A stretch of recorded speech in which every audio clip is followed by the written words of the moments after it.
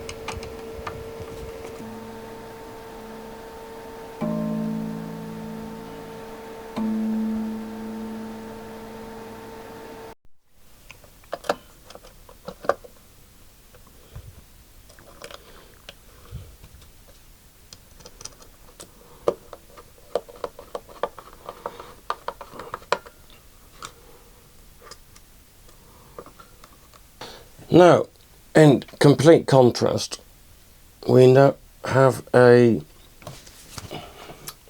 Stagg electric upright bass, which is about 5 foot long and is hanging off the edge of the bench. Well, the headstock's hanging off the edge of the bench. It's huge, like double basses are. I think this is a 3/4 scale from what the owner told me. It's a bit of a lump, but compared to an acoustic double bass, it's about 1,000,000 times more convenient. I think pretty much the only way to move an acoustic double bass is in a transit. They won't go in a lot of cars because they're so big.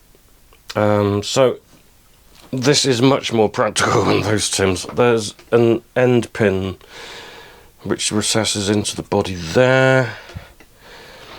There is a bit that you can screw on here to give you the feel of the body.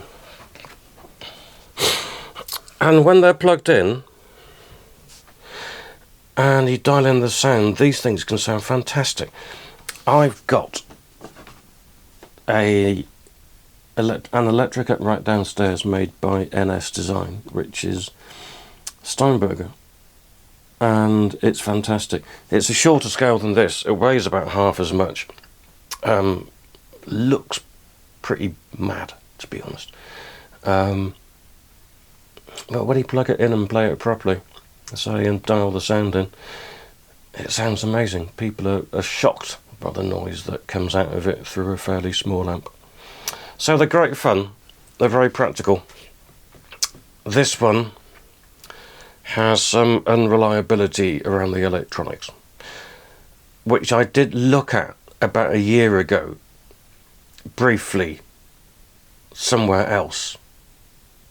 And I worked out what was wrong with it, and I can't remember now because it was a year ago. So we're going to take control plates off and stuff and have a look. There is a battery compartment there with no battery in it. There's control plates here. It says here MP3 in. I don't know what's going on there. But yeah, we'll test it, have a look inside, and do any repairs or modifications as are necessary.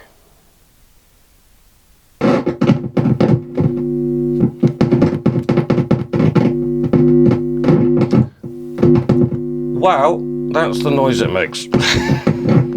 Something's clearly wrong there. Let's have a look inside.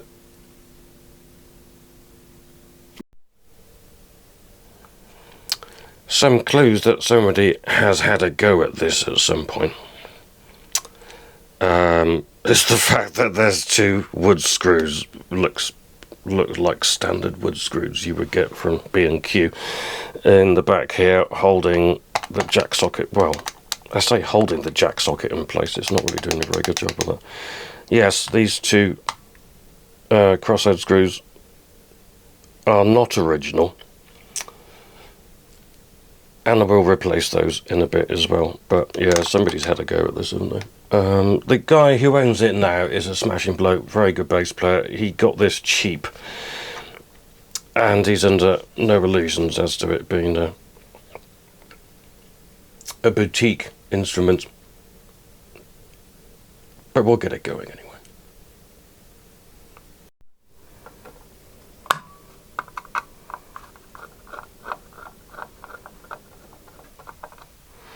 Lots of tiny screws holding this thing together.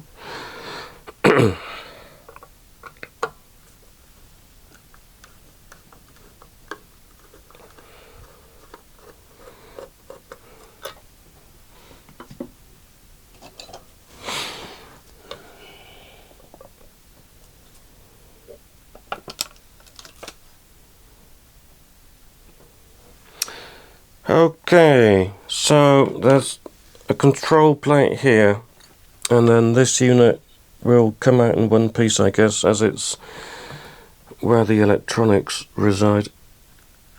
In here,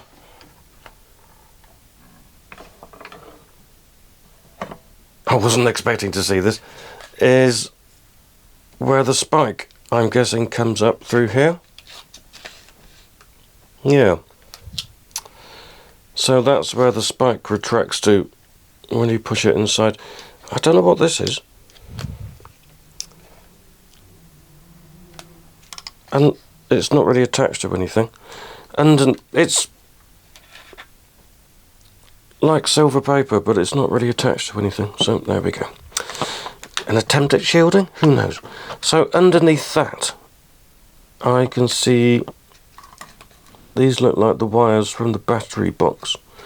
That looks like the wire from the pickup. There's also some bits of what look like masking tape in there. And yeah, at least that's a shielded wire there which comes from the pickup.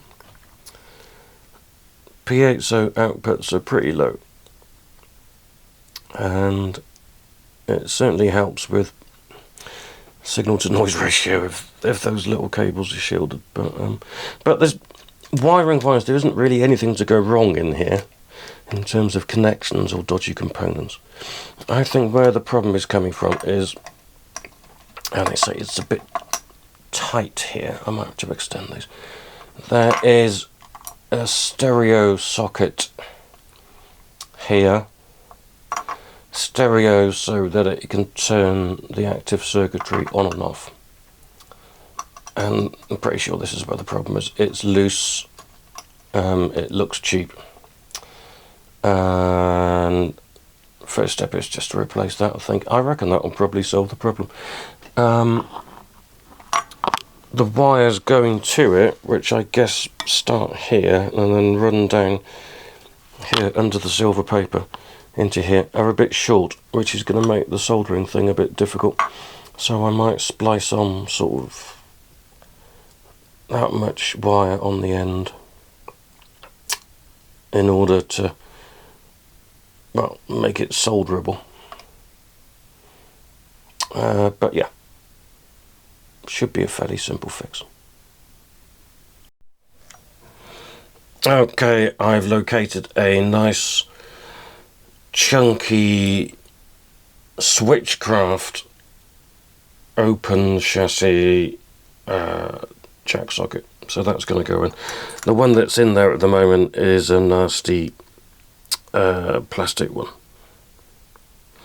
So what I'm going to do first is I'm going to attach a lead to here and then just double check where these wires go to. I'm pretty sure the red's going to be hot and the white is going to be negative, and the shield one is obviously the shield one. So there's only 3 wires there. It would be good to get them in the right place first time though. So yeah, let's just check that quickly.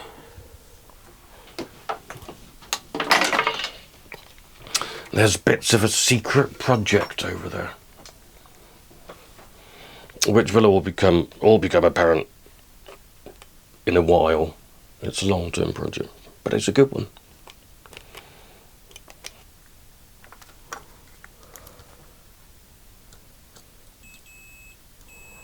Yeah, so red is hot. Red is intermittently hot, which is probably where a lot of that horrible noise was coming from. And white is going to there, as is that. So yeah, it's as I thought it was, but it's always good to double check these things.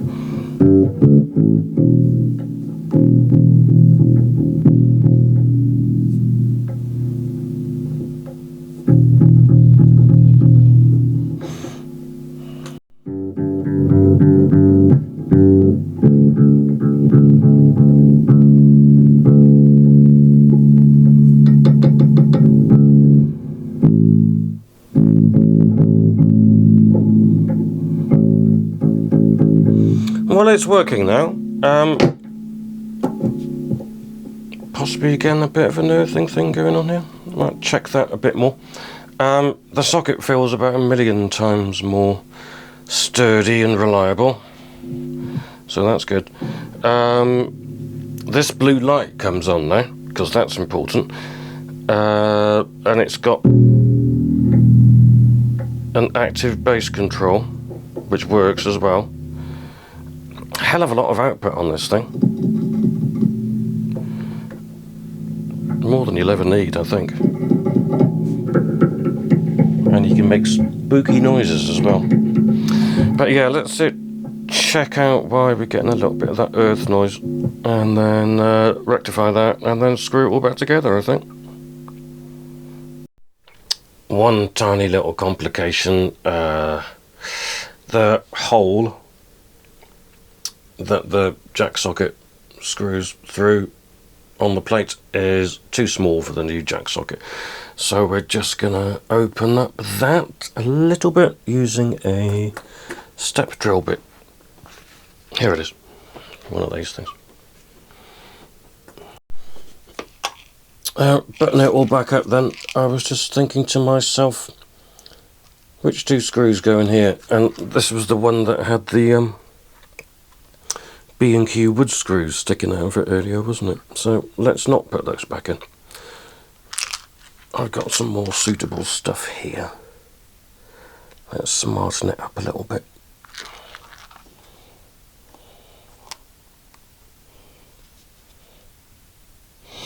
In fact, all the screws that are holding this other plate on appear to be different. Some of them are tuner screws, some of them are pickguard screws. I mean, as long as they do the job, I suppose it doesn't really matter. But again, evidence that somebody has had a go.